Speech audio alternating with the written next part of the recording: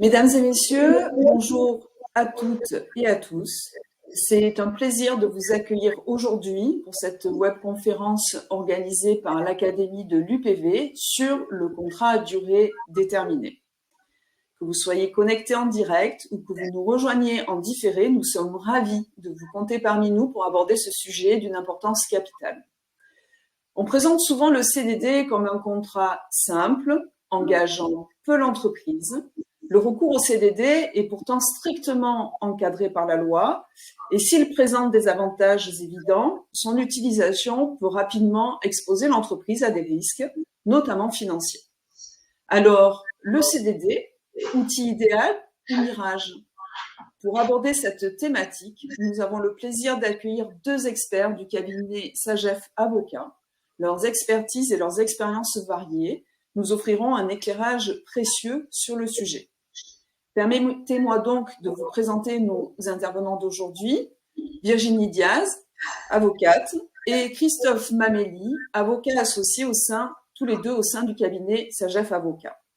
N'hésitez pas à poser vos questions en ligne, nos intervenants y répondront. Et je vous souhaite à tous une conférence enrichissante et je passe de suite la parole à nos intervenants. Merci Nathalie, bonjour à tous. Merci pour cette présentation et l'introduction de ce sujet particulièrement pertinente car effectivement, l'idée générale concernant le CDD est que c'est effectivement un contrat facile, peu engageant, sans trop de risques et en réalité, c'est tout le contraire. La présentation d'aujourd'hui ne consistera pas à dresser un portrait exhaustif de toutes les règles du CDD ou un panorama de la jurisprudence applicable parce qu'il nous faudrait, je crois, plusieurs journées pour le faire. Donc, la présentation s'orientera plutôt pour donner les principales règles applicables au CDD, vous permettre d'identifier les problèmes qui peuvent se poser et qui sont parfois cachés ou pas évidents à déceler, et surtout d'avoir les bons réflexes pour éviter des erreurs ou les pièges que tend bien souvent le CDD. Alors le CDD, qu'est-ce que c'est? Il n'y a pas de définition, légale établie, mais ce qu'il faut savoir, tout d'abord, c'est que le principe en droit du travail, pour le contrat de travail, c'est pas le CDD. Le principe en droit du travail, c'est le CDI. Donc, le cadre général du travail en droit français, c'est le CDI. Donc, lorsque l'on parle de CDD, on est dans une exception à un principe. Ce qui signifie beaucoup de choses en droit, et notamment le fait qu'une exception s'apprécie toujours strictement. Donc, lorsque les conditions d'utilisation, d'exécution, de formation ou de rupture du CDD sera appréciées par des juges, par le Conseil des prud'hommes en première instance, l'appréciation sera toujours stricte. Et comme nous sommes dans un contrat précaire et en droit du travail français, qui, vous le savez, est orienté en faveur des salariés, il faut avoir aussi à l'esprit que lorsqu'il y aura un doute ou lorsque le couperet devra pencher d'un côté ou de l'autre, ce sera toujours en faveur du salarié. Il faut l'avoir à l'esprit parce que c'est un point qui est important. Donc le CDD, c'est un contrat qui est utile et effectivement, Nathalie a raison, c'est quelque chose qu'on a tendance à utiliser. Et la première déviance que nous, on a constatée au cabinet parmi nos clients employeurs, chefs d'entreprise, sociétés, et parfois d'ailleurs sur les conseils de leur expert comptable, c'est finalement l'utilisation d'un CDD comme une super période d'essai. On veut embaucher quelqu'un, le poste est un peu sensible, on a une période d'essai qui est limitée, soit par la loi, soit par la convention collective, et on se dit, bon, je vais l'embaucher en CDD, 4, 5, 6 mois, je vois s'il fait l'affaire, et s'il ne fait pas l'affaire, eh bien, je mettrai un terme naturellement à la fin du CDD, et puis je chercherai quelqu'un d'autre. Donc, c'est un réflexe qui est un peu naturel, mais qu'il faut absolument bannir, parce que l'idée centrale à retenir lorsque l'on veut avoir recours au CDD, c'est que le CDD ne peut avoir ni pour objet, ni pour effet de pourvoir un poste pérenne dans l'entreprise. C'est vraiment l'idée centrale, c'est le temporaire. Donc ça, c'est quelque chose qui est essentiel à comprendre, et lorsque l'on s'éloigne de cette règle, on commence à rentrer en risque, et les risques, on va le voir au cours de cette intervention, peuvent être vraiment importants et totalement disproportionnés par rapport au préjudice réel subi par le salarié. On pourra le voir. Donc, l'utilisation du CDD, elle est limitée à des cas définis par le législateur et strictement à ces cas-là. Et Virginie va vous expliquer quels sont ces cas de recours. Bonjour. Donc, la loi prévoit les cas dans lesquels on peut utiliser le contrat à durée déterminée. Donc, il y a le remplacement d'un salarié, l'accroissement temporaire d'activité, les emplois à caractère saisonnier ou d'usage, le remplacement d'un chef d'entreprise ou d'une exploitation agricole et le recrutement d'ingénieurs ou de cadres en vue de la réalisation d'un objet défini lorsqu'un accord de branche étendu ou un accord d'entreprise le prévoit. Quand on n'est pas dans ces cas de recours précis, il ne faut pas utiliser le CDD. On va... Non, tu pouvais... Je laisse. OK. Donc, on va regarder plus précisément les deux cas qui sont utilisés le plus fréquemment dans l'entreprise, le remplacement d'un salarié et l'accroissement temporaire d'activité. Le remplacement d'un salarié, cela recouvre plusieurs cas. Cela peut être l'absence ou la suspension d'un contrat de travail.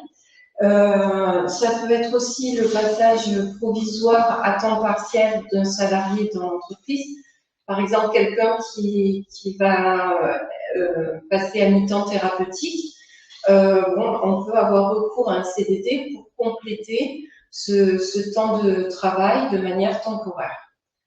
Il y a aussi le cas du départ définitif d'un salarié de l'entreprise alors que j'ai prévu de supprimer le poste. Donc, la suppression doit intervenir dans un délai assez proche. Mais, par exemple, j'ai une entreprise où je vends des vêtements. J'ai une salariée qui fait des retouches. J'ai décidé qu'à partir du mois de juin, je supprimerai ce poste. Mais au mois de mars, la salariée décide de faire valoir ses droits à la retraite, par exemple. Je peux recruter quelqu'un en CDD pour pourvoir à ce remplacement jusqu'au mois de juin, au moment où le poste sera supprimé. Et il y a encore un autre cas, c'est celui de l'attente de l'entrée en service d'un salarié recruté en contrat à durée indéterminée. C'est-à-dire que j'ai un poste qui est devenu vacant. J'ai trouvé quelqu'un pour pourvoir le poste, mais cette personne, elle a un préavis à effectuer chez son employeur, qui peut être de 3 mois ou de 6 mois. Bon, en attendant que cette personne arrive dans l'entreprise, j'ai le droit de pourvoir le poste en CDD. Mais il faut faire attention, il faut que le contrat de travail avec la personne en CDI ait déjà été conclu et il faudra que je précise dans le CDD le nom de la personne qui va arriver sur le poste. Donc voilà, c'est quand même un motif à utiliser. Et à préciser. Oui, et à préciser. Ensuite, il y a le cas de l'accroissement temporaire d'activité. Cela recouvre plusieurs cas.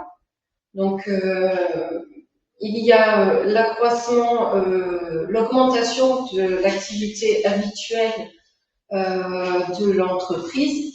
C'est par exemple un nouveau chantier ou une commande exceptionnelle à laquelle je ne peux pas faire face avec mon effectif habituel. Donc, il doit s'agir d'un pic d'activité.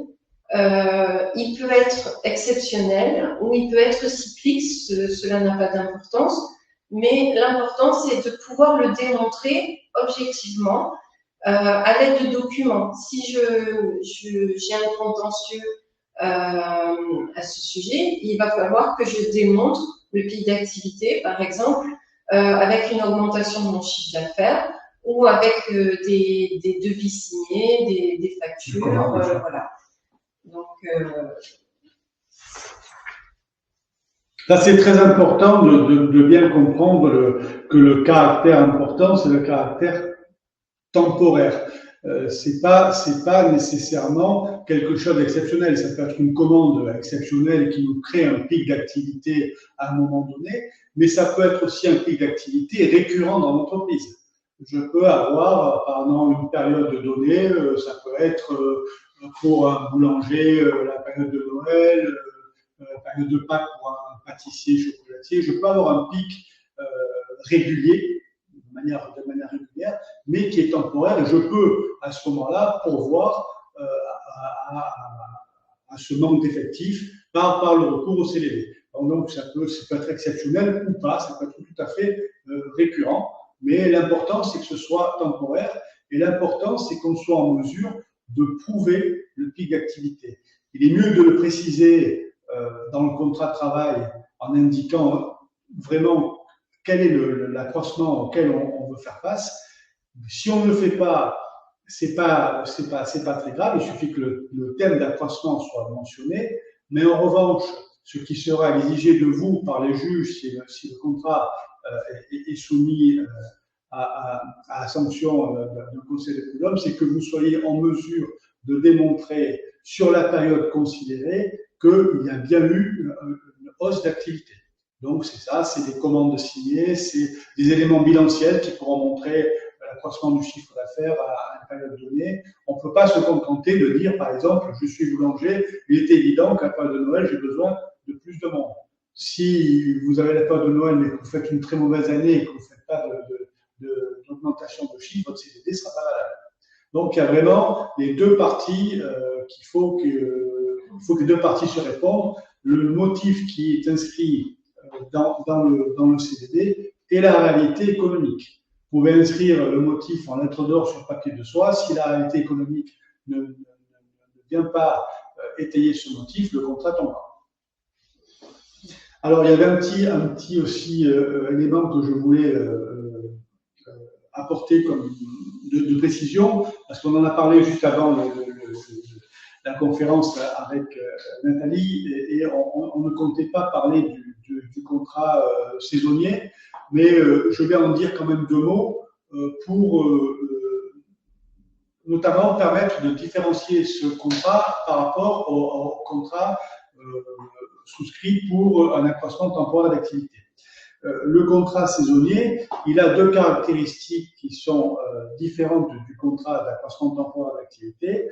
La première, c'est qu'il n'y a pas de prime de précarité à la fin du contrat. Vous savez que dans le cas d'un contrat à durée déterminée, à la fin du contrat, vous avez une prime de précarité qui correspond à 10% du salaire versé sur la période contractuelle. Vous n'avez pas cette prime dans un contrat saisonnier. Et une autre caractéristique des contrats saisonniers, c'est que les contrats saisonniers peuvent succéder sans aucune difficulté. Les règles sont beaucoup moins sévères que dans le contrat à durée déterminée classique, comme on le verra un peu plus tard. Alors, la différence entre ce qui est saisonnier et ce qui est temporaire, c'est qu'on peut avoir recours à un contrat saisonnier lorsque l'activité de l'entreprise est véritablement saisonnière. Pour reprendre l'exemple du boulanger, le boulanger va avoir un pic d'activité à Noël ou à la période de Pâques ou à l'Épiphanie, mais il va avoir une activité récurrente d'un certain niveau tout au long de l'année. Une activité saisonnière, pour vous donner un exemple très parlant, c'est par exemple le restaurant de plage. J'ai un restaurant de plage, ma société qui exploite ce restaurant de plage a une activité, elle est en vie toute l'année. En revanche, ma réelle activité sera pendant la saison d'été. Et là, je vais pouvoir effectivement souscrire un contrat saisonnier parce que ce n'est pas les clients, c'est mon activité qui elle-même est saisonnière. Donc voilà la différence entre le contrat pour accroissement temporaire d'activité et le contrat saisonnier. Donc si vous voyez le contrat saisonnier et que vous voyez qu'il y a certains avantages, notamment cette absence de prime de 10% et cette facilité de faire des contrats successifs, il ne faut pas sauter dessus à pieds joints, il faut voir si on a vraiment une activité saisonnière, sinon on est dans le cadre d'une augmentation temporaire d'activité. Oui, en cas de doute, par mesure de sécurité, il vaut mieux faire un surcroît temporaire d'activité, parce que de toute façon, en cas de litige, ce motif passera, alors que si on a fait un CDD saisonnier et que le juge vous retoque, voilà, les conséquences seront importantes. Donc, dans l'accroissement temporaire d'activité, il y a aussi l'exécution d'une tâche occasionnelle précisément définie et non durable qui ne relève pas de l'activité de l'entreprise. Bon, c'est le cas, par exemple, de l'informatisation d'un service dans une entreprise ou la réalisation d'une formation pour le personnel de mon entreprise. Bon, on peut conclure un CDD dans ce cas-là. La loi prévoit aussi la commande exceptionnelle à l'exportation et la réalisation de travaux urgents pour des mesures de sécurité. Mais le CDD est également interdit dans certains cas. Donc la loi dit par exemple que dans les 6 mois suivant un licenciement pour motif économique, il est interdit de conclure un CDD pour accroissement temporaire d'activité sur les postes concernés par le licenciement. Après, il y a quand même une tolérance.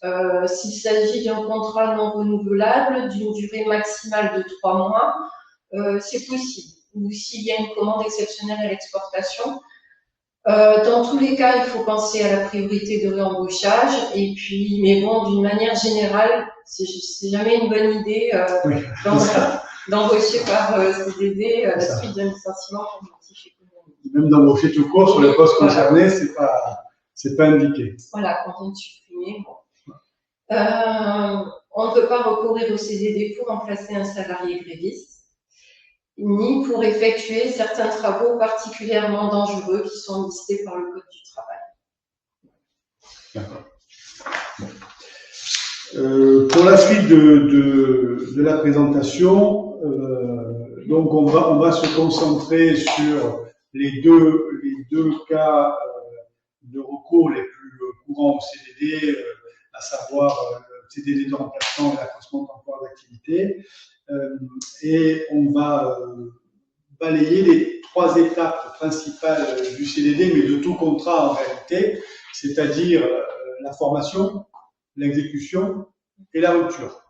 Et pour chaque étape, on va essayer de suivre la même logique, c'est-à-dire vous donner les grands principes applicables, les grandes règles applicables à chaque étape, d'essayer de vous permettre d'identifier, attirer votre attention sur les difficultés qui peuvent se poser et là encore, essayer de vous donner quelques réflexes pour éviter de commettre des erreurs qui pourraient avoir des conséquences vraiment néfastes pour votre entreprise. Donc, on va essayer de suivre un peu ce modus operandi pour chaque étape du CDD en prenant chaque fois les 2 principales causes de recours au CDD, accroissement temporaire et CDD de remplacement.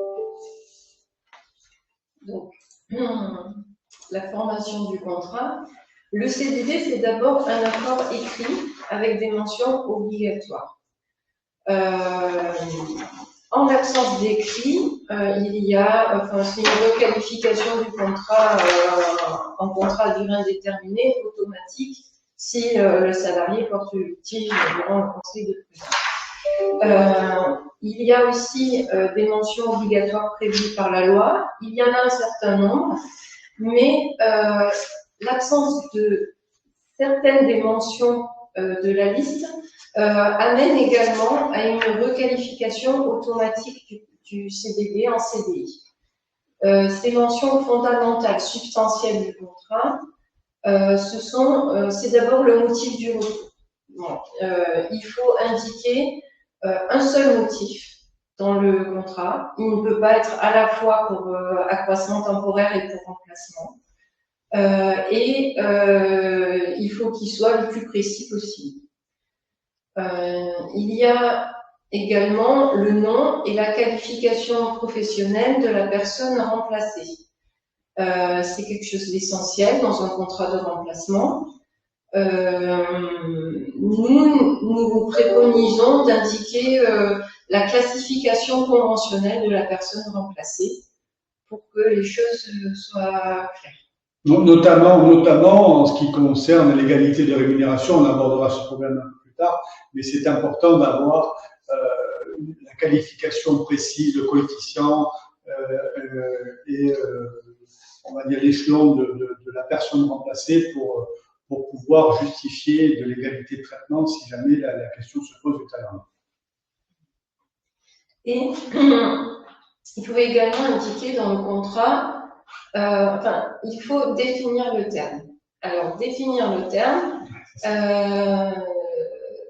ça amène plusieurs notions, plusieurs questions. Donc, le contrat à durée déterminée, normalement, c'est un contrat de date à date. Donc, dans ce cas-là, mentionner le terme dans le contrat n'est pas difficile, il faut indiquer une date. Mais pour certains motifs, comme par exemple le remplacement, la loi dit que on peut fixer un contrat sans terme précis. Et dans ce cas, il faut indiquer une durée minimale. Alors, un contrat sans terme précis, c'est un contrat qui prendra fin soit lors du retour de la personne remplacée, soit à la fin de l'absence qui a motivé le remplacement. Par exemple, j'ai une salariée qui s'absente pour un congé maternité. Donc, je recrute quelqu'un en CDD. Si je choisis de faire un contrat sans terme précis, j'ai le choix entre deux termes. Soit je vais mentionner le contrat prendra fin au terme du congé maternité, et soit je vais mentionner le contrat prendra fin lors du retour de la salariée dans l'entreprise, la salariée remplacée dans l'entreprise. Il y a une différence entre ces deux rédactions. Si la salariée donc, qui était en congé maternité décide de prolonger son absence pour un congé parental d'éducation. Dans le premier cas, quand j'ai indiqué le contrat prendra fin à l'issue du congé maternité, je peux rompre le CDD et choisir un autre salarié pour la remplacer pendant le congé parental d'éducation. Si j'ai indiqué, par contre, que le contrat prendrait fin au retour de la salariée dans l'entreprise, si la salariée m'annonce que finalement elle pose un congé parental d'éducation, je vais devoir garder la personne qui était en CDD jusqu'au terme de ce congé parental d'éducation. Alors, bon, si j'ai des difficultés avec cette salariée, ça peut être difficile de le conserver. Et ça peut être beaucoup plus grave que ça. Imaginez qu'à la suite du congé maternité, dans le cas où on a indiqué que le terme du contrat à durée déterminée serait le retour de la salariée dans l'entreprise, imaginez qu'à l'issue du congé maternité, la personne a un ennui de santé vraiment très grave et part en longue maladie. Pour 1 an, 2 ans, 3 ans, le contrat à durée déterminée poursuit pour 1 an, 2 ans, 3 ans. Il sera arrêté vraiment quand la salariée reviendra dans l'entreprise ou si elle est sortie de l'entreprise pour une autre cause. Donc, il y a vraiment un choix stratégique à faire en fonction du poste que l'on va remplacer, en fonction de la personne aussi, pour choisir le bon terme. Par exemple, quand on va faire un contrat de date à date, on va dire j'ai un contrat de remplacement pour une période de maladie, j'ai un arrêt maladie du 1er au 31 d'un mois donné, du mois de janvier. Donc j'ai le choix de dire bon, je vais arrêter mon contrat au 31 janvier. Le problème, c'est que le salarié peut aussi poursuivre son arrêt maladie au-delà, mais lui, il a 48 heures pour justifier de son absence ou de justifier de sa maladie. Donc, mon contrat prendra fin, je serai obligé de prendre un autre contrat pour pouvoir pallier la nouvelle absence ou la prolongation de l'absence de ce salarié. Donc, dans ce cas-là, il est censé de se dire, je ne ferai pas un contrat de date à date, je ne sais pas quand mon salarié revient, donc je vais faire un contrat sans terme précis. Et comme le disait Virginie, il faut faire attention sur néanmoins la définition du terme, parce que l'on soit de date à date ou sans terme précis, il faut bien comprendre que on définit toujours le terme à un CDD. On le définit toujours. Donc, ce soit la fin d'une cause, soit le retour du salarié. Donc, il faut être précis et ça demande une petite réflexion et mettre les choses à plat avant de prendre la décision. Du coup, je vous interromps une petite minute sur cette question. Donc, par rapport à l'exemple que vous preniez, donc j'ai un salarié qui est en arrêt maladie. J'ai fait un contrat de date à date. À la fin de l'arrêt maladie, je reçois une prolongation. Donc, je suppose que techniquement, je fais un avenant. Si je veux garder la personne qui remplaçait le remplaçant, je fais un avenant au contrat initial. Comment je procède Non, je vais faire un nouveau contrat, un nouveau CDD. D'accord. Surtout si je vais certainement recevoir le renouvellement après la fin de mon CDD. Et donc, je ne pourrai pas faire de renouvellement, d'avenant de renouvellement, puisque celui-ci doit intervenir avant le terme du contrat initial. Mais, comme c'est une nouvelle cause d'absence, je peux tout à fait faire un nouveau CDD avec la même personne ou avec une autre si je le souhaite. Et on va aborder le problème de renouvellement un peu plus loin avec les conditions et les règles à respecter pour le renouvellement, mais votre question est pertinente, effectivement. On a toujours cette problématique quand on a un salarié absent, on ne sait pas combien de temps, mais effectivement, le principe à retenir à ce stade de notre présentation, c'est que l'avenant, ça se fait avant la fin du contrat. Donc, ça suppose que l'on a déjà acté le principe du renouvellement du contrat. Sinon, on est sur un nouveau contrat. Alors, imaginons, je finis mon explication jusqu'au bout, je tire la pelote jusqu'au bout. Imaginons que pendant ce mois où il a fait le remplacement, j'ai été pleinement satisfait de cette personne et que je me dis, mais finalement, comme j'ai vraiment un doute sur la date de retour du salarié remplacé, est-ce que je peux imaginer donc à la fin de l'absence, plutôt que de faire un CDD à terme précis, de date à date, est-ce que je peux imaginer sur le renouvellement, sur la prolongation de l'absence, de dire maintenant je change, je prends un CDD à terme imprécis? Sur le deuxième CDD, oui, sans problème. Sur le deuxième CDD, sans problème. Et d'ailleurs, ça se pratique très couramment parce que des fois, vous avez au départ un arrêt maladie, on pense que ça va être très bref et que ça va s'arrêter. Et puis on a par la bande l'information que le salarié n'est pas prêt de revenir.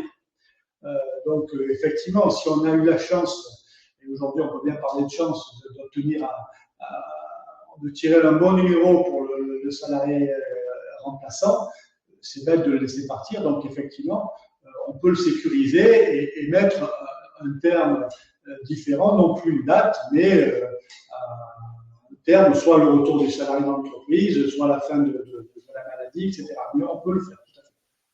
Alors, je finis juste sur un petit truc technique, une petite stratégie, c'est-à-dire en fait que dans ces cas-là, qu'est-ce que vous préconisez à votre client en termes de durée minimale du contrat? Quand on fait des CDD à terme imprécis, qu'est-ce que vous préconisez en termes de durée minimale du contrat? Il n'y a pas de règle, hein. C'est vraiment au cas par cas, comme disait Virginie. Si on a un très bon élément, comme on est certain,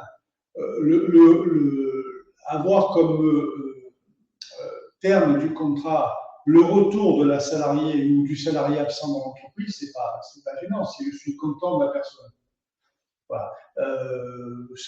Ça serait la période la plus longue. C'est dans un cas où vous avez si vous n'êtes pas trop sûr de la personne qui est remplaçante et bon, vous en êtes satisfait mais sans plus, à ce moment-là, on peut essayer de prendre un terme qui serait un peu plus court, c'est la fin de la première période de maladie. j'ai quelqu'un qui est arrêté pour congé maternité, je sais à peu près quand le congé maternité va s'arrêter, donc je dis, je prends ce salarié jusqu'à la fin du congé maternité. Et après, je ne suis pas sûre que tu réponds vraiment à la question de Madame Chauvin. Alors, vas-y. Parce que là, donc on disait que dans les mentions obligatoires du contrat de travail, il y a la durée minimale. Quand un c'est la durée minimale est interprété. Oui. D'accord. Voilà. Je n'avais pas compris. Alors, la durée minimale, c'est donc on a un contrat sans terme précis, mais on doit prévoir cette période minimale qui est une sorte de sécurité pour le salarié. C'est une période pendant laquelle je ne pourrais pas mettre fin au contrat, même si, par exemple, la personne remplacée revient dans l'entreprise ou si je romps le contrat de travail de cette personne. Quoi qu'il arrive, je ne pourrais pas rompre le contrat. Alors, a priori, on a plutôt intérêt à mettre une période, elle n'est pas définie par la loi, c'est aux parties de la fixer. On a plutôt intérêt à mettre une période minimale restreinte, la plus courte possible. Mais il faut faire attention parce que la durée, cette durée minimale va également déterminer la durée de ma période d'essai. Donc, dans ces cas-là, j'aurais plutôt intérêt à prévoir une durée minimale assez importante. Donc, en fait, il va falloir arbitrer. Moi, en général, je ne suis pas pour une durée minimale importante parce que, en tout cas, pas supérieure à un mois. J'en ai rarement vu des durées minimales supérieures à un mois. Parce que c'est quelque chose qui engage c'est très engageant, la société oui. et voilà. Et la bonne idée, c'est de faire comme vous disiez, Nathalie, c'est peut-être sur une première absence, au début de l'absence de mon salarié pour maladie, je vais d'abord faire un contrat de date à date. Et une fois que je pense que la personne, elle est compétente et qu'elle me correspond, je vais lui proposer un contrat sans terme précis et je vais mettre une durée minimale. Là, la durée minimale, on peut la réduire puisque la période d'essai, elle aura déjà eu lieu avec le précédent CDD. Effectivement, il y a un équilibre à trouver entre les deux. Si on part d'emblée sur un terme, pas de terme précis, effectivement, on va arbitrer entre la durée minimale et la période d'essai. Si je veux une grande période d'essai, je suis obligé d'avoir une longue durée minimale, mais en même temps, la durée minimale, ça me contraint autant qu'un contrat de date à date. C'est ma date, la durée minimale. Donc, voilà. Il y a un équilibre à trouver qui est pas facile, mais effectivement, la bonne méthode, c'est de faire un premier contrat de date à date et ensuite de partir sur un contrat sans terme précis. Et là, on peut réduire la durée minimale. Merci pour vos réponses. Et Maître Mameli, en fait, la réponse sur le terme était intéressante aussi, donc les deux sont complémentaires. Merci. Je vous laisse la parole de nouveau. Et donc, le contrat, le CDD doit être impérativement signé par les deux parties. C'est une étape très importante et il doit être communiqué aux salariés dans un délai de 2 jours ouvrables. Si le contrat n'est pas signé, la loi assigne cela à une absence d'écrit et il y a lieu à une requalification en CDI automatique. Donc, c'est quelque chose d'important. Aujourd'hui, la jurisprudence reconnaît la signature numérisée du chef d'entreprise, du moins de la personne habilitée à signer les contrats. C'est quelque chose qu'on peut utiliser. C'est bien. Et il faut donc penser à prévoir un processus dans l'entreprise pour que le contrat soit signé avant la prise de poste. Oui, parce qu'en fait, on a identifié 2 problèmes par rapport à cette signature de contrat. qu'on a rencontrés souvent dans l'exercice de notre profession. La première thématique, la première problématique qu'on a rencontrée, c'est j'ai été un bon élève, j'ai anticipé, j'ai préparé mon CDD, je l'ai fait signer avant l'entrée, avant sa prise d'effet, et puis finalement, la cause de mon CDD disparaît. C'est-à-dire, j'ai fait par exemple un CDD pour accroissement temporaire d'activité parce que j'ai rentré une super commande et j'ai besoin d'avoir des renforts. Et puis finalement, mon salarié doit commencer lundi, mais vendredi, patatras, j'ai un mail de mon client qui me dit « Désolé, mais j'annule la commande ». Donc, je me retrouve avec un salarié, un CDD signé, mais j'ai pas de travail. J'ai pas de travail pour lui. Le principe, quand même, qu'il faut avoir, c'est que le CDD, il est valable. Donc, le CDD, normalement, doit s'exécuter. C'est un cas particulier, c'est un peu, je veux dire, peu orthodoxe dans le monde du contrat, mais l'objet du contrat disparaît, mais le CDD, le contrat survit quand même. Donc, je me retrouve sans accroissement temporaire d'activité avec un contrat que je dois néanmoins exécuter. Là, il n'y a pas de recette miracle, il n'y a pas de baguette magique, mais on a grosso modo deux options. Soit on a fait un contrat intelligemment et on a prévu une période d'essai. Et mon conseil là, c'est de commencer à exécuter le contrat de travail, même si je n'ai pas de travail pour lui, et de rompre le contrat très rapidement dans le cours de la période d'essai, mais attention, sans mentionner j'arrête parce que j'ai pas besoin de vous. C'est j'arrête, on ne motive pas, c'est je mets fin à la période d'essai et au revoir et merci et j'ai terminé mon contrat proprement. Si le contrat, l'objet du contrat disparaît, que je n'ai pas de période d'essai ou je suis au-delà de la période d'essai, j'ai un problème, je dois continuer. Donc la seule solution là, c'est d'essayer de négocier une rupture d'un commun accord amiable du contrat de travail, ou alors d'avoir l'embellie de tomber sur une faute grave qui me permettrait de rompre le contrat. Mais voilà, on n'a pas de baguette magique, mais effectivement, la bonne rédaction du contrat, prévoir une période d'essai, ça rejoint la problématique de tout à l'heure par rapport à la durée minimale, prévoir quand même toujours une période d'essai de secours, c'est quelque chose qui peut nous sauver la mise dans ce cas de figure. Un autre problème qu'on a identifié, nous, au cabinet, et qui, lui, est beaucoup plus assassin, c'est le salarié qui ne signe pas son contrat. Ça arrive aussi. C'est-à-dire que j'ai un CDD et le salarié a commencé à travailler, mais il n'a pas signé son contrat. Donc, on vous l'a dit, ça, c'est le CDI assuré, la requalification en CDI assuré, et il n'y a pas de parade. Il n'y a pas de parade, donc c'est automatique. Et contrairement à ce qu'on peut penser, ça peut se produire assez facilement. Alors, pas pour le premier CDD, parce qu'on va être attentif, on va signer le CDD, on va dire, bon, attention, j'ai bien écouté mon conseil, Monsieur Durand, il a bien signé son CDD, ok, je l'ai sur le bureau, c'est bon, il peut commencer à travailler.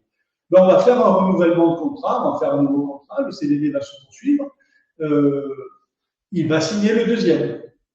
Après, il fait un peu partie des meubles, et là, on a l'habitude, il continue son travail, il fait un troisième CDD, on oublie de lui faire signer.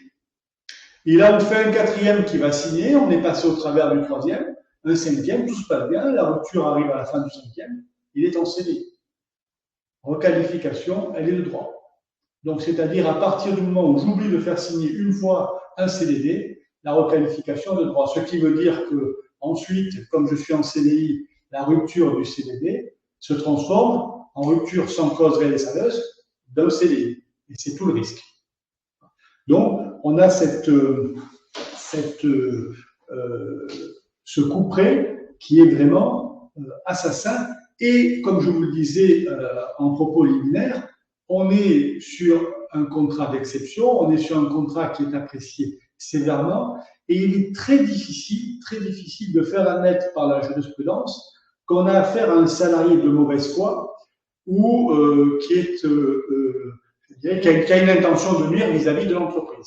Et on a de la jurisprudence, par exemple, qui indique que le fait de simplement de relancer son salarié pour qu'il signe le contrat, ça ne suffit pas à établir la mauvaise foi du salarié. Donc c'est vraiment, pour vous donner une image un peu sympathique, c'est pour arriver à prouver la mauvaise foi du salarié dans ce cadre-là, c'est escalader le Mont Blanc en face nord, en plein hiver, en plein hiver. On n'est pas arrivé au sommet. Donc, c'est vraiment des cas très, très précis où l'intention de nuire est manifeste du salarié, il se prévaut de sa propre turpitude, on a vraiment quelqu'un. Sinon, on n'y échappe pas. Donc, en fait, le bon réflexe à avoir dans ce cas-là, par rapport à ce point qui est crucial, c'est la signature du CDD, c'est vraiment de mettre en place au sein de l'entreprise, en amont, un process de vérification pour que la situation ne se produise pas. La solution, elle est là. C'est-à-dire qu'il faut être très rigoureux et il faut avoir un process bien huilé, de sorte que le CDD est signé, le salarié ne met pas un pied dans l'entreprise. Voilà. Ça, c'est la meilleure solution. C'est que cette situation ne se présente jamais.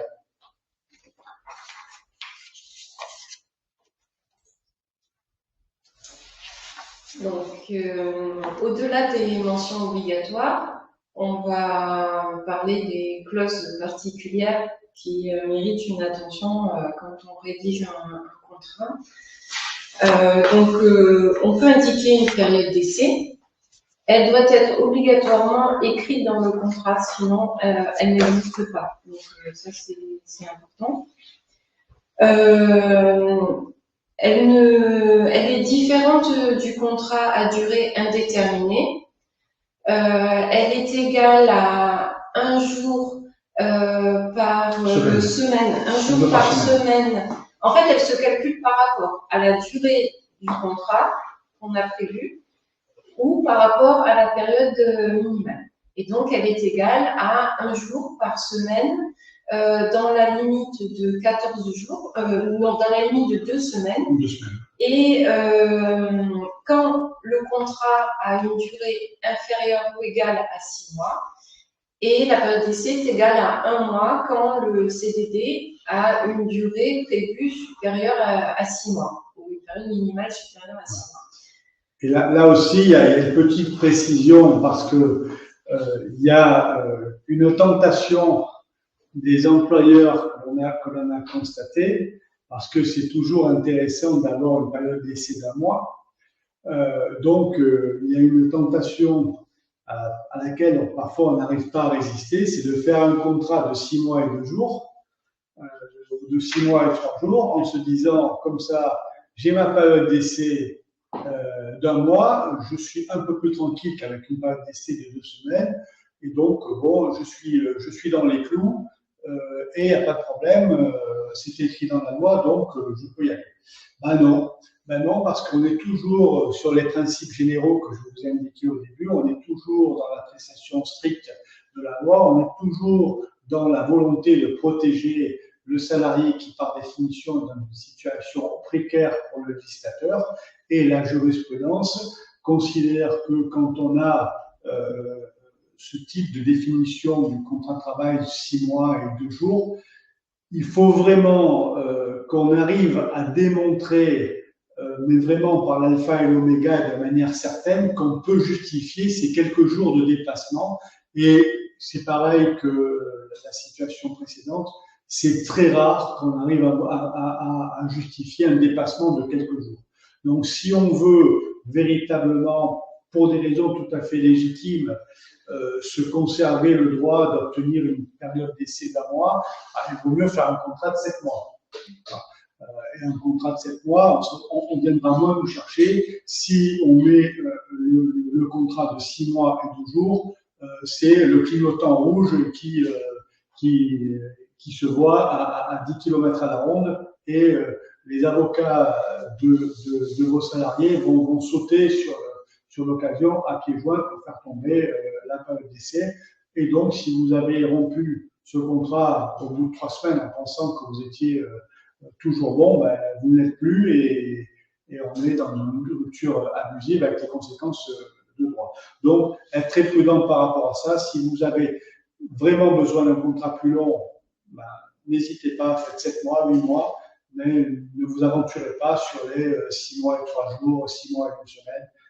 C'est vraiment dangereux. Il y aura un a priori négatif à votre contrat, sauf si vous êtes dans le cas vraiment où on est en mesure de justifier que, par exemple, l'exécution de la commande se termine vraiment 6 mois et 4 jours après, et j'ai besoin, mais à part ce cas-là, il ne faut pas y aller.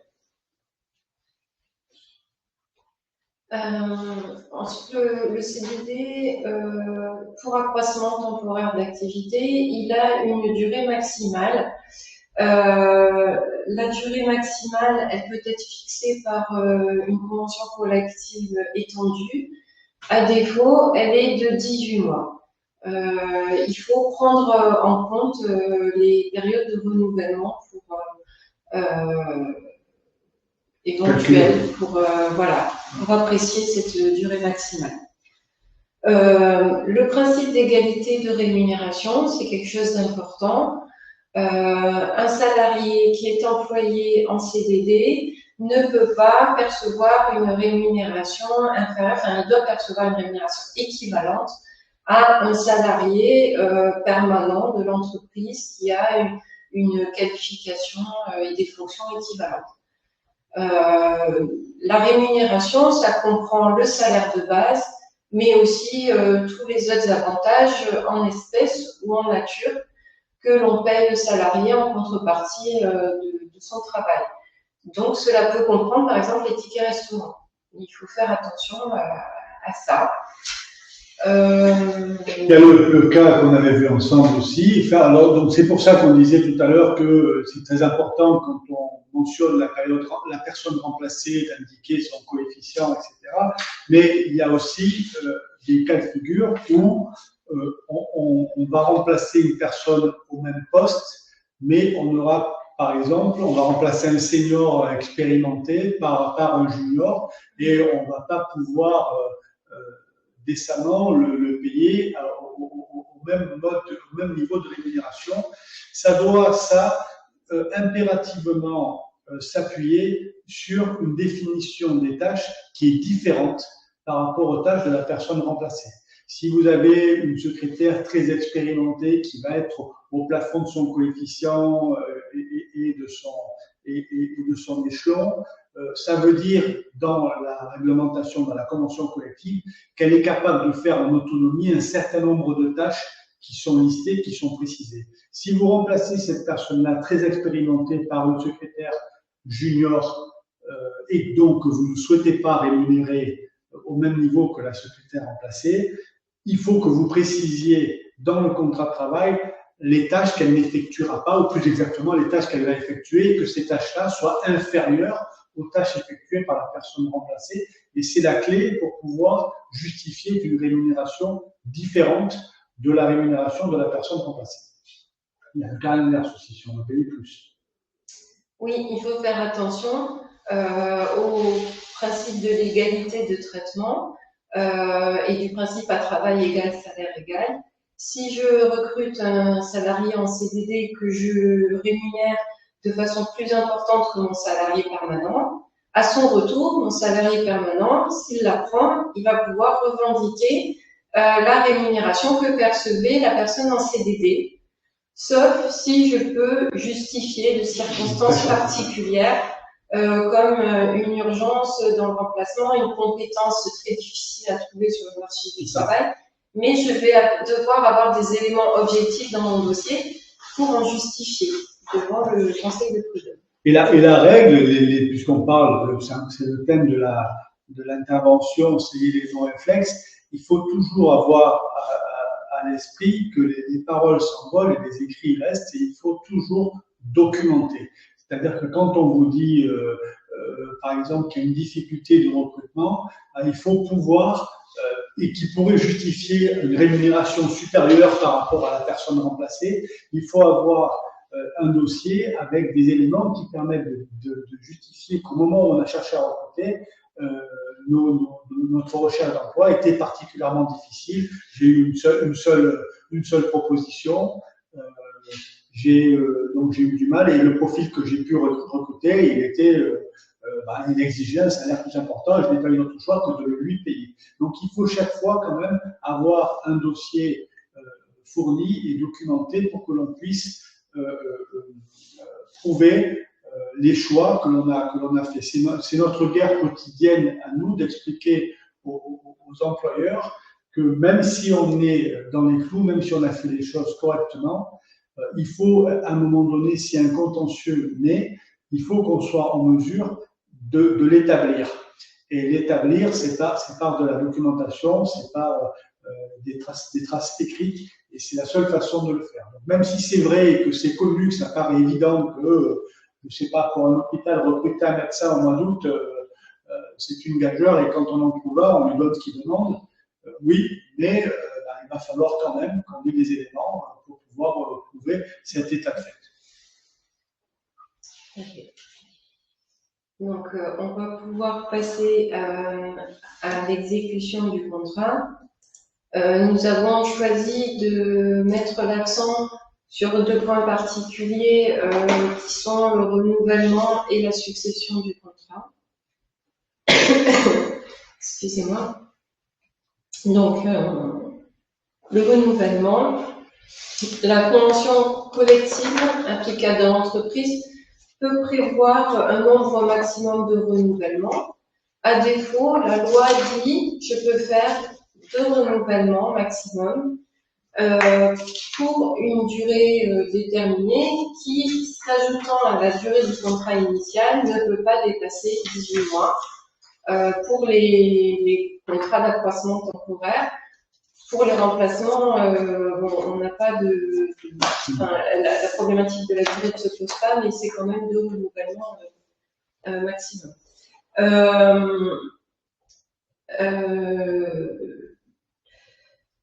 La loi dit que la durée du renouvellement peut être supérieure à la durée du contrat initial, peu importe.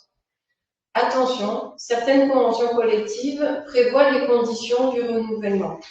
Par exemple, dans la convention de la poissonnerie, il est dit que le renouvellement ne peut pas être d'une durée supérieure à la durée du contrat initial. Et si je ne respecte pas ces règles, cela peut mener à une requalification du contrat en CDI. Donc, il faut être très attentif à la convention collective.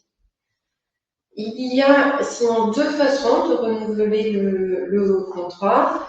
Soit on peut prévoir les modalités du renouvellement dans une clause du contrat initial, soit on peut procéder par la signature d'un avenant. La seule contrainte, c'est qu'il doit intervenir avant le terme du contrat initial. Nous conseillons de ne jamais mettre de clause de renouvellement dans le contrat à durée déterminée. Ce n'est pas utile parce qu'avec l'avenant de renouvellement, on peut le présenter en toutes circonstances et cela présente des risques. Par exemple, si la personne qui était en CDD est en arrêt de travail pour accident du travail à l'arrivée du terme du contrat, si je ne propose pas de renouvellement, il faudra que je puisse en justifier par des éléments objectifs et étrangers à la maladie. Donc déjà, ça peut être compliqué. Et de notre côté, si j'ai un salarié protégé, si j'ai une clause de renouvellement dans le contrat, arrivé au terme, il va falloir que je demande l'autorisation à l'inspection du travail de rompre le contrat arrivé au terme. Donc, c'est très contraignant. Cela peut m'obliger à conserver le salarié pendant une durée supérieure de 1 ou 2 mois parce que l'inspecteur du travail doit prendre le temps de rendre sa décision. Voilà, ça peut rendre les choses compliquées alors que ce n'est pas utile. Sinon, oui, très important, surtout ne pas oublier de faire signer l'avenant de renouvellement avant que le salarié reprenne le poste après l'arrivée du terme. C'est un piège à éviter.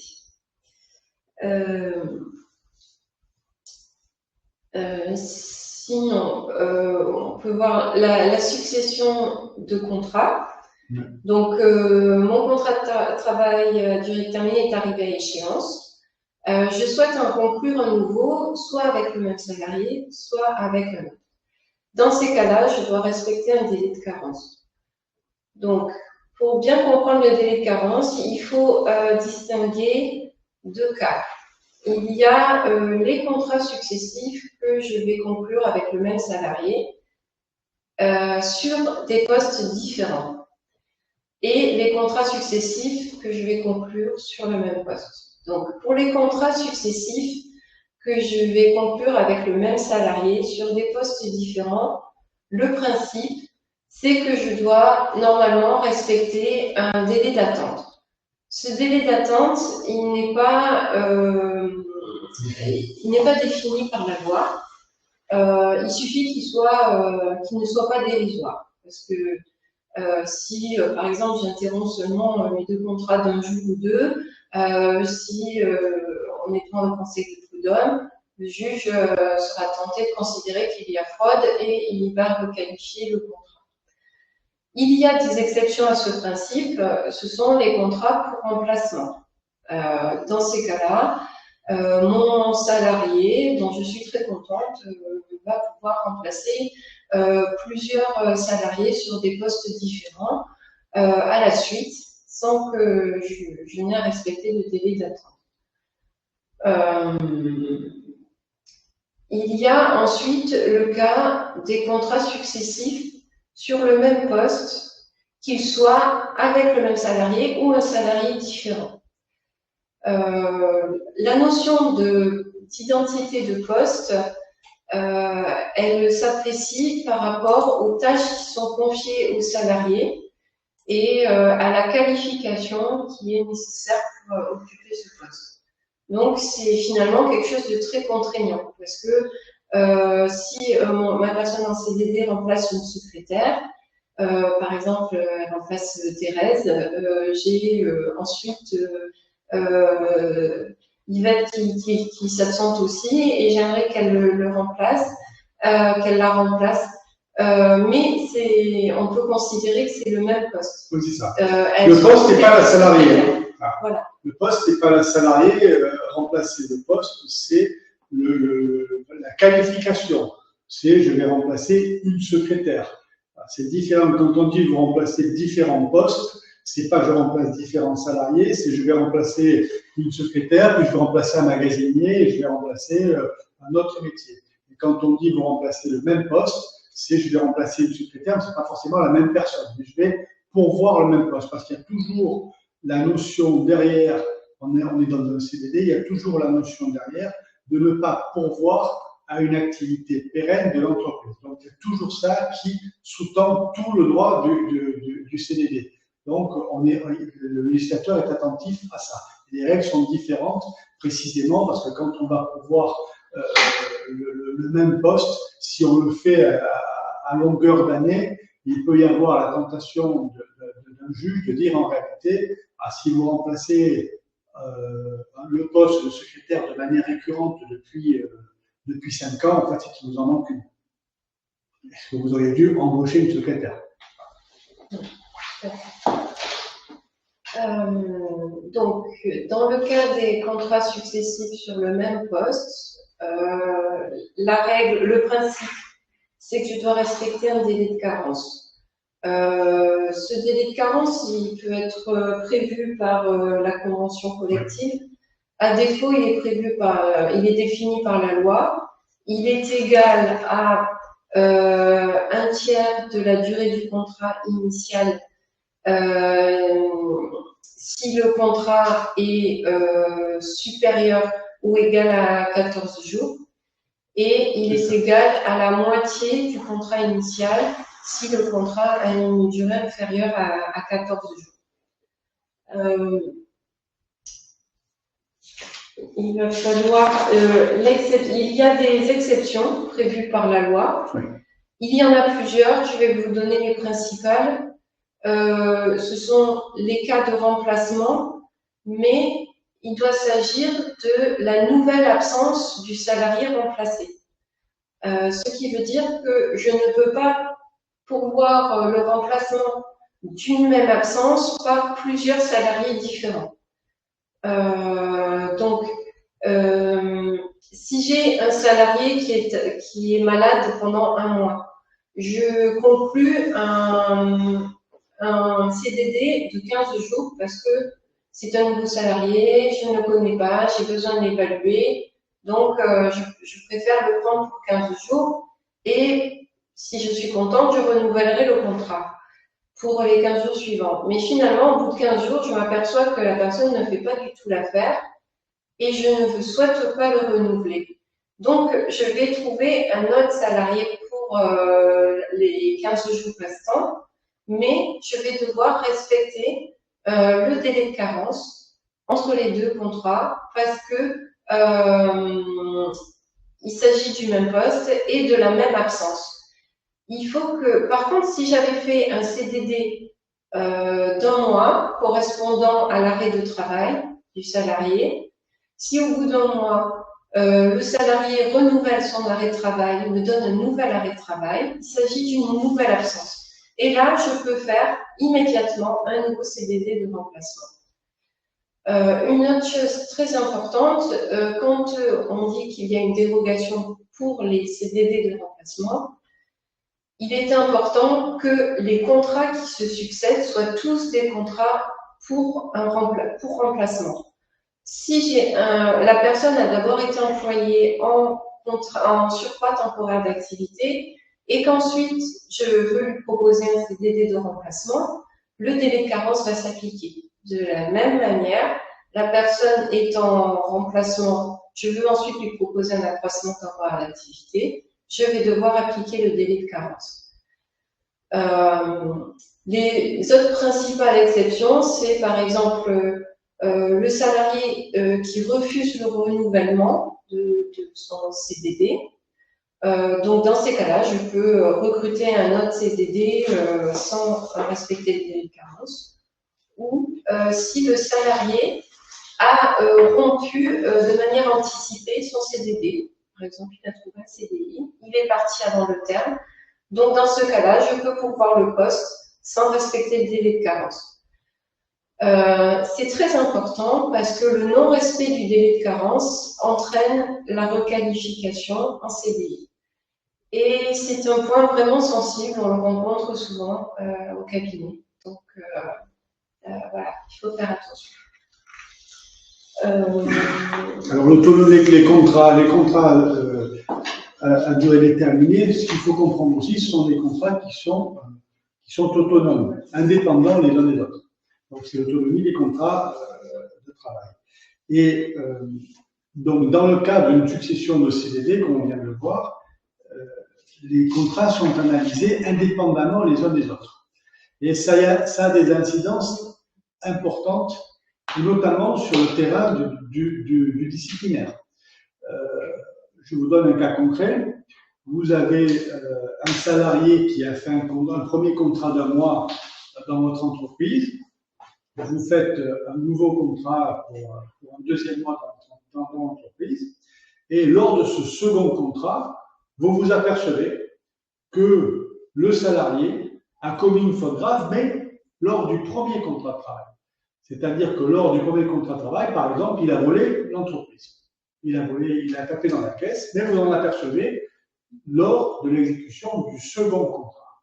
Il y a une autonomie totale des contrats de travail à durée déterminée. Vous ne pouvez pas sanctionner le salarié qui est sous l'égide d'un second contrat pour des faits commis sur le précédent contrat. Donc, si vous savez que c'est un voleur, vous l'avez dans votre entreprise, il faudra trouver un autre moyen de le mettre dehors.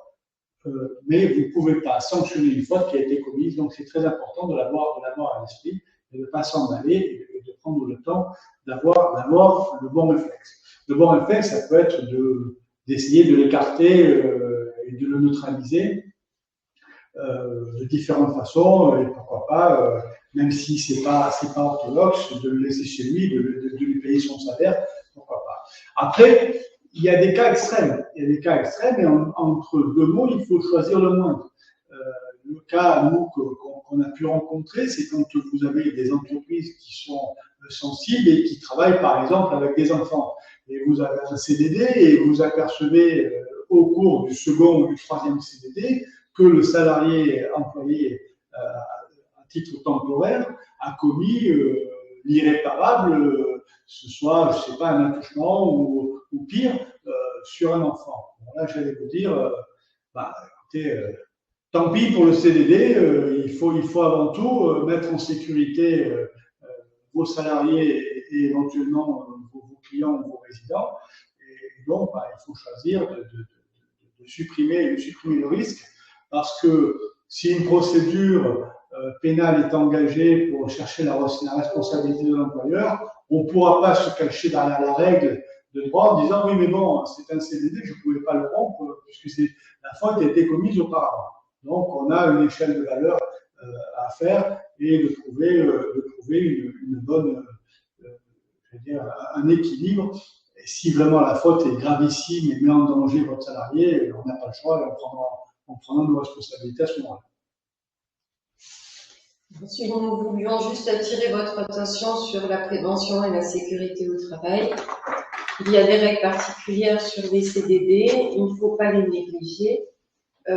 Par exemple, pour les postes à risque particulier, il y a des formations obligatoires à mettre en place. C'est important, si un accident du travail survient, si la personne en CDD n'a pas reçu les formations à la sécurité qui étaient nécessaires, la faute inexcusable pourra être recherchée. Donc voilà, il faut être attentif. On a un peu de temps encore, Nathalie, combien de temps? On dispose de combien de temps?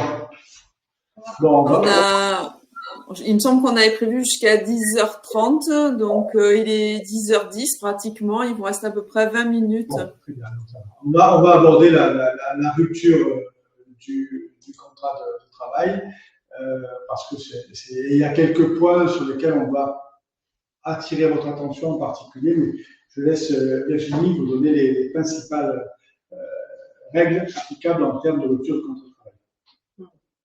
Le CDD cesse de plein droit à l'échéance du terme. C'est le principe. Attention, il ne faut jamais dépasser le terme du CDD. Sinon, c'est la requalification en CDI. Si le salarié reste 2 jours de plus dans l'entreprise, c'est fini. Donc, il faut toujours être attentif à la date. Après, que se passe-t-il quand le salarié est en arrêt de travail, surtout pour accident de travail? Rien, il ne se passe rien. En fait, le CDD cesse aussi de plein droit si le salarié est en accident du travail. Bon, ça présente quand même une situation, un risque particulier qu'on verra plus tard. Mais en tout cas, le contrat prend fin.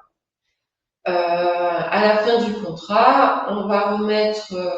Donc, si on propose, il y a une nouvelle règle, c'est que si l'on propose à la fin du contrat un contrat à durée indéterminée au salarié et qu'il refuse, il va falloir maintenant le signaler à France Travail.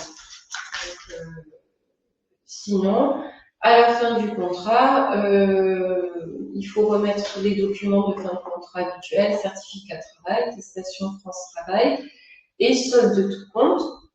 À l'occasion du solde de tout compte, on va verser l'indemnité de fin de contrat qui est de 10%.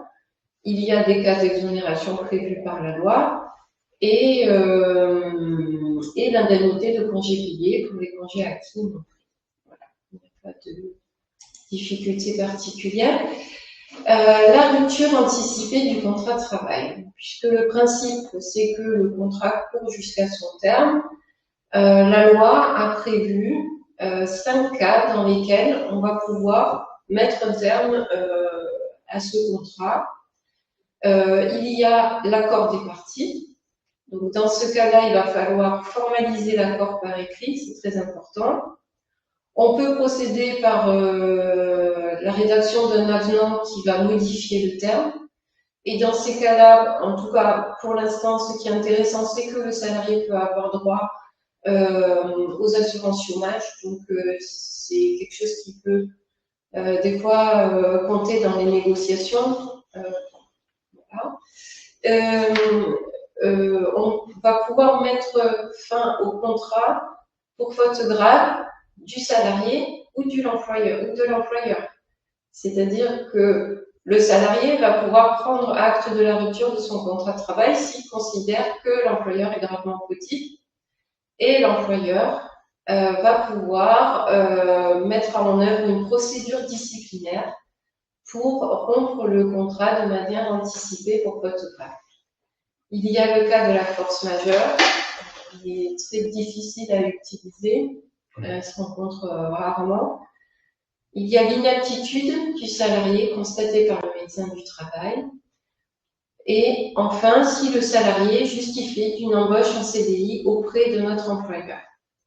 Donc, cela signifie que pour un CDD, je ne peux pas utiliser la procédure du licenciement qui est réservée au contrat à durée indéterminée. Je ne vais pas pouvoir mettre un terme au contrat par un licenciement pour motif économique, par un licenciement pour insuffisance professionnelle, et le salarié ne va pas pouvoir démissionner. Donc là, je te laisse la parole. Oui, parce qu'on a constaté, nous, que même si le salarié ne peut pas démissionner, parfois il démissionne. Donc là, on se retrouve dans une situation ubuesque où on reçoit une lettre de démission du salarié et que doit-on faire? Alors, vous le savez, la lettre de démission, elle répond de toute façon à certains critères.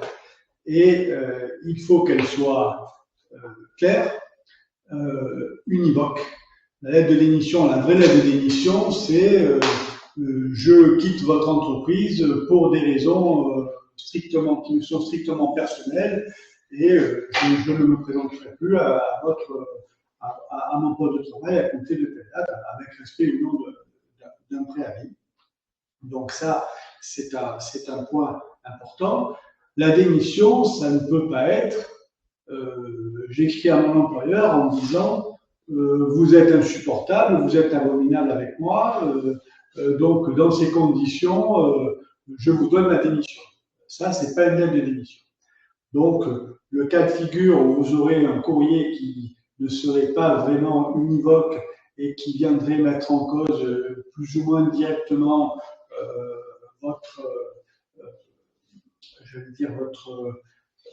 vos responsabilités en tant qu'employeur, vous ne pourrez de toute façon pas la considérer comme un motif valable de rupture. La question se pose donc quand vous avez une démission qui paraît légitime et, on va dire, exempte de tout reproche. Alors, là encore, il n'y a pas d'attitude ou de solution magique préétablie et c'est un peu le réflexe qu'il faut avoir à chaque fois, il faut remettre un peu à plat tout le contrat pour savoir ce que l'on fait et voir si le fait d'admettre la rupture peut entraîner des conséquences néfastes et importantes pour l'employeur ou si on peut y aller sans avoir trop de risques. Donc on va regarder quoi? On va regarder déjà si il y a une longue période de contrat après la démission. Si vous avez un salarié qui vous donne une démission une semaine avant la fin du contrat, il n'y a pas d'intérêt à prendre acte de sa démission, on poursuit le contrat, ce n'est pas pour une semaine, et on poursuit le contrat, on arrive au terme et il n'y a pas de difficulté. La question peut se poser si également on a un doute sur la validité du contrat de travail à durée déterminée. Est-ce que je suis vraiment dans les clous? Est-ce que je suis vraiment en accroissement temporaire d'activité? Est-ce que je suis est-ce que j'ai bien respecté les règles? Est-ce que j'ai un risque important de requalification de mon contrat de travail en contrat de travail à durée indéterminée? Je vous soumets une hypothèse. Imaginons qu'après analyse, je me rende compte qu'effectivement, je ne suis pas dans les clous. J'ai embauché M. Durand pour remplacer M. Dupont, et puis en fait, M. Dupont n'est jamais parti et je me suis un peu emmêlé les pinceaux. J'ai gardé quand même mon CDD, j'ai remplacé quelqu'un d'autre, mais c'est pas écrit dans le contrat, donc mon contrat n'est pas valable. Bon. J'ai une lettre de démission qui est pas géniale non plus. J'ai bien envie de me débarrasser de monsieur Durand parce que c'est un casse-pied, mais bon, c'est un peu délicat. La solution dans ce cas de figure, c'est de ne pas admettre la démission. C'est de dire aux salariés, la démission, c'est pas une cause de rupture du contrat de travail. Donc, je vous demande de reprendre votre poste ou de justifier de votre absence. Si on a de la chance, le salarié ne répond pas, on réitère notre demande. On réitère notre demande. Si la chance nous sourit encore, il ne répond pas, on peut rentrer dans une procédure de rupture anticipée du contrat de travail à durée déterminée pour faute grave. L'intérêt que j'ai ici de faire ça, c'est que j'arrête l'hémorragie. C'est-à-dire que la requalification, elle est acquise. Je sais que mon contrat n'est pas bon et que si le contrat est soumis au prisme du juge, il va requalifier. Mais l'indemnité de requalification en soi, c'est 1 mois de salaire. Donc, je limite je dirais, l'impact financier. Là où il y a vraiment un risque quand il y a une requalification du contrat de travail à durée déterminée, c'est que la rupture du contrat de travail à durée déterminée, lorsque c'est l'arrivée du terme, n'est pas un motif de rupture valable si le contrat a été requalifié en CDI. Quand j'arrive à la fin, donc le CDI seront par une lettre de licenciement avec un motif disciplinaire ou personnel ou un motif autre, mais le CDI seront comme ça.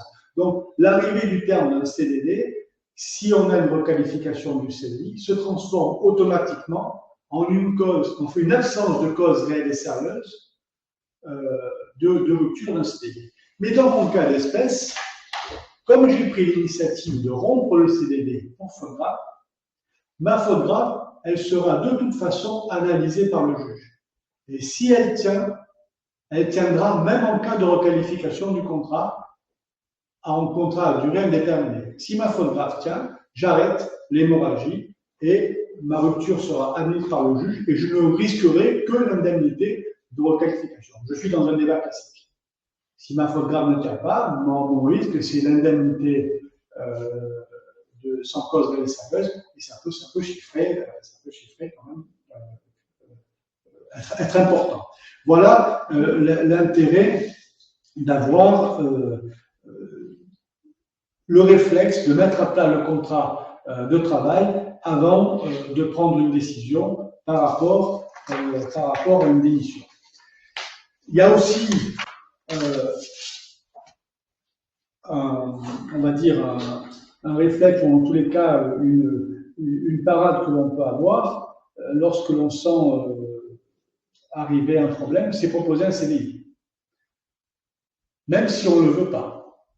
Même si on ne veut pas un salarié, proposer un CDI, ça peut être intéressant. Ça peut être intéressant parce qu'on sait que sur le CDD, on n'est pas bon. On sait qu'au niveau de la rupture, on ne va pas être bon parce qu'on sera requalifié. Et finalement, on se dit que si on mène le contrat jusqu'au bout, on va être embêté de toute façon. Donc, proposer un CDI, et si le CDI est accepté, ça nous fait rentrer dans un régime juridique qui nous est plus favorable. Et depuis la réforme Macron, on a une visibilité qui est meilleure sur le CDI. Et on peut retrouver une plus large latitude et licencier le salarié un peu plus tard dans le cadre du CDI en trouvant une faute qui peut être une cause économique, une insuffisance professionnelle, une insuffisance professionnelle, c'est un peu délicat si le contrat à durée déterminée a été de longue durée, mais on peut retrouver une certaine, on va dire, une certaine latitude, et ça peut être une parade intéressante pour retrouver une certaine latitude et mettre un terme à l'hémorragie qui consisterait à faire perdurer un contrat qui n'est pas bon. Je voudrais ajouter quelque chose concernant les cas de rupture, c'est que quand on est sur une faute grave ou une inaptitude, si on est face à un salarié protégé, il va falloir passer par une autorisation de l'inspection du travail, c'est quelque chose d'important. Voilà. Sinon, quelle est la sanction de la rupture anticipée du contrat à durée déterminée? C'est le paiement des salaires jusqu'au terme du contrat. Donc, ça peut être quelquefois très lourd. C'est le minimum auquel on sera condamné. Le juge ne peut pas réduire ce montant et il peut décider de le majorer pour préjudice moral, par exemple. Parce que parfois, s'il restait qu'une semaine à courir, bon, ça ne fera pas un montant important. Si il restait encore 6 mois à courir, voilà, ça peut vite représenter des sommes conséquentes. Et je rebondis sur ce qu'on disait tout à l'heure par rapport à la définition du terme du contrat et le choix que l'on va devoir faire peut-être entre un contrat de date à date, un contrat avec un terme non défini, et si par exemple on a pris l'option qui pourrait être légitime au moment où on l'attend, on a pris l'option de dire eh bien le contrat, la fin du contrat à durée déterminée sera le retour du salarié dans l'entreprise. Si on est dans ce cas de figure-là, les salaires vont courir jusqu'au retour du salarié dans l'entreprise. Donc ça peut être très lourd comme sanction. L'indemnité, c'est le paiement des salaires jusqu'à la fin du contrat. Mais si la fin du contrat, elle est par définition indéterminée et que le salarié que l'on a remplacé n'est toujours pas de retour dans l'entreprise, le compteur continue de tourner. Donc on peut se retrouver à payer 1 an, 2 ans de salaire à titre d'indemnité. Donc ça peut être très très lourd. Donc c'est pour ça qu'il est très important de ne pas se précipiter quand on prend des décisions en matière de contrat à durée déterminée, et particulièrement au moment de la rupture, il faut choisir le bon outil, le bon véhicule. Et c'est peut-être pas celui qui apparaît en premier. On va peut-être pas sauter à pieds joints sur une démission en se disant génial, il veut partir, je le laisse partir. Peut-être que c'est pas la bonne solution. Peut-être qu'il faut le garder, ou peut-être qu'il faut rompre le contrat nous-mêmes pour une autre cause. Tu as autre chose à rajouter? Non. Donc, la rupture abusive du salarié, elle peut également être sanctionnée par l'attribution de dommages et intérêts à l'employeur par le juge, mais bon, c'est une procédure très marginale. Je l'ai vu une fois en 24 ans de carrière. Et voilà. Oui, oui, l'employeur fait rarement un prud'homme pour obtenir des dommages et intérêts. Ça peut arriver dans des contrats, par exemple, d'ingénieurs où cela va mettre en cause la réalisation d'un chantier très important et où on n'arrivera pas à trouver un remplaçant dans des délais raisonnables. Enfin, déjà, je vais vous dire, la sanction financière du salarié devant le conseil de prud'homme, c'est un peu le trèfle à 4 feuilles judiciaire. C'est-à-dire que même quand vous avez des procédures qui sont engagées et que la procédure est manifestement abusive ou infondée, etc., même l'indemnité d'article 700, c'est très rare qu'on l'obtienne. C'est-à-dire que bon, on a toujours cette logique où le salarié est la partie faible du contrat de travail et une certaine mansuétude des juges. Donc, même quand on obtient gain de cause, c'est très rare qu'on obtienne la condamnation du salarié à verser quoi que ce soit. Donc, des indemnités, c'est encore plus rare. On peut parler, oui, de la requalification sanction de CDI. Oui. En réalité, on vous en a parlé tout au long de notre intervention. Donc, les cas sont prévus par la loi. On les a cités. Je veux attirer votre attention sur le fait que le salarié ait refusé de signer un CDI ou le fait qu'on soit d'accord tous les deux pour la conclusion d'un CDD et pas d'un CDI, cela n'empêchera pas le juge de décider la requalification du contrat de travail à durée indéterminée. Donc ça, on l'entend tous les jours. Nos clients nous disent « mais c'est le salarié qui voulait un CDD, donc ça ne sera pas… » Non, ça ne compte pas. Voilà. Oui, peu importe. Oui. C'est pas. En revanche, lorsque vous avez une démission, pour rebondir sur ce que je disais tout à l'heure par rapport à la question, lorsque vous avez une démission qui est vraiment posée de manière respectueuse du droit, c'est-à-dire le salarié qui est en CDD et qui vient vous dire j'arrête pour convenance personnelle, je n'ai rien à vous reprocher, mais je veux vraiment arrêter, etc. La jurisprudence, elle a quand même tendance à refuser les actions de ce même salarié qui viendrait réclamer des dommages et intérêts en disant le contrat a été rompu par moi, mais je n'avais pas le droit de le faire, et je viens vous demander l'indemnité qui consisterait à me payer les salaires jusqu'à la fin du contrat. Ça passe pas en jurisprudence. C'est-à-dire que c'est une vieille maxime du droit, on ne peut pas se prévaloir de sa propre turpitude. Donc le salarié qui a donné une vraie démission sans aucune contestation possible, et si moi j'ai un contrat qui est parfaitement valable et j'ai accepté sa démission, le salarié ne peut pas venir revendiquer des dommages et intérêts en disant tenez pas compte de ma démission, l'employeur a eu tort de l'accepter, il aurait dû la refuser, donc je vous ai dommages et intérêts. Ça passe pas en jurisprudence. Donc, bon, on vous a parlé des conséquences. C'est l'indemnité de requalification qui est égale à 1 mois de salaire. Le salarié peut éventuellement demander des rappels de salaire pour les périodes intercontrats s'il arrive à démontrer qu'il s'est tenu à la disposition de l'employeur pendant ces périodes-là.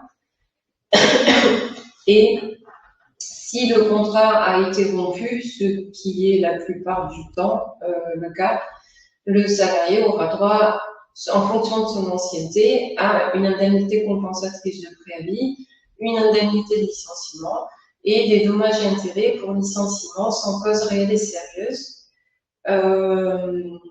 Voilà, les cas de requalification, ce sont aussi les cas qui peuvent donner lieu à des sanctions pénales, mais on les voit rarement oui. en pratique.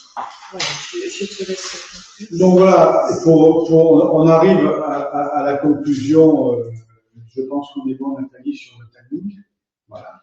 On arrive à la conclusion et la boucle est bouclée et on reprend l'idée de départ, c'est-à-dire que effectivement le CDD c'est un outil qui est pratique pour pallier un accroissement temporaire en surcroît d'activité, c'est un outil qui est pratique pour procéder à des remplacements, mais c'est un outil qu'il faut utiliser avec parcimonie, avec précaution, avec la plus grande prudence et qui peut coûter très cher, voire plus cher qu'un CDI, c'est ce que je vous disais.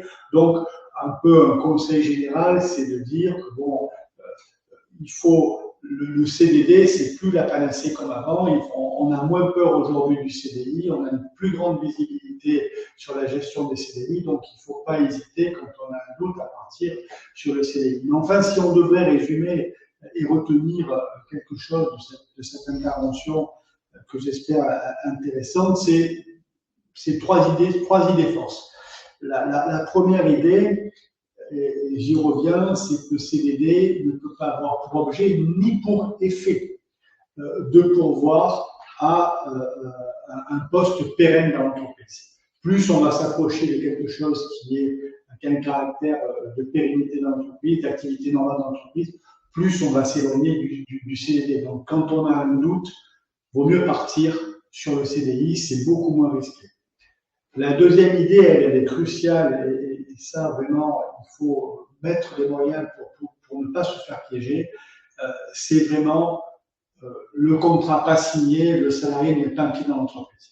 Ça, c'est vraiment, il faut mettre le paquet là-dessus pour vraiment avoir des process internes pour ne pas se faire piéger, notamment dans la succession des contrats, parce que c'est la situation de laquelle on arrive le moins à se sortir. Et on ne peut pas se prévaloir nous-mêmes de dire ouais, mais en fait, il est en CDD, donc on l'a mis, c'est bon. On l'a fait en contentieux, en CDI, pardon. On l'a fait en contentieux. On a soulevé cet argument. Des fois, c'est passé parce que le confrère en face n'a pas eu le réflexe de me dire vous n'avez pas le droit de vous prévaloir de ça. Mais la jurisprudence, elle est quand même clairement établie. Donc vraiment, le contrat pas signé et le salarié qui travaille, c'est à bannir. Donc, le réflexe à avoir, c'est de mettre les les garde-fous nécessaires pour que le salarié ne mette pas un pied dans l'entreprise en CDD s'il n'a pas signé au préalable son contrat ou son avenant ou son contrat de renouvellement.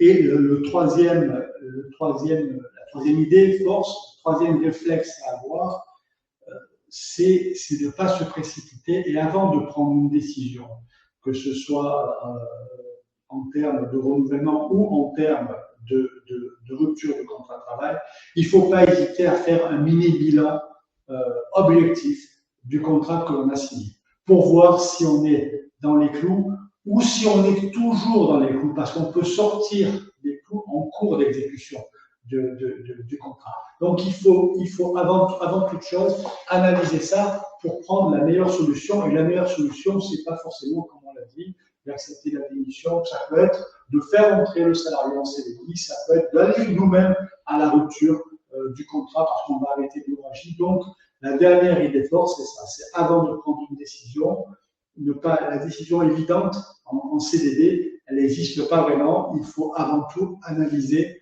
le contrat, les conditions d'exécution du contrat pour aller sur la voie qui est la moins risquée pour nous. Voilà ce qu'on pouvait dire en une petite heure écart sur ce vaste sujet du CDD. Eh bien, un grand merci à nos intervenants. C'était clair, illustré, pédagogique. Donc, merci pour votre intervention. Merci à l'ensemble des personnes qui ont suivi cette webconférence et à ceux qui la suivront en replay. On va vous adresser dans les jours qui viennent le support de présentation et le lien vers le replay. La semaine prochaine, l'Académie UPV change de décor et de thématique puisqu'on vous retrouvera jeudi 24 octobre à 9h pour aborder la question de comment dynamiser la performance de l'entreprise grâce à l'IA. Alors l'IA, l'intelligence artificielle. J'aurais préféré que ce soit l'intelligence administrative, mais pour l'instant, on n'y est pas encore. Donc, je vous souhaite à tous une bonne journée et je vous dis à bientôt. Merci à tous.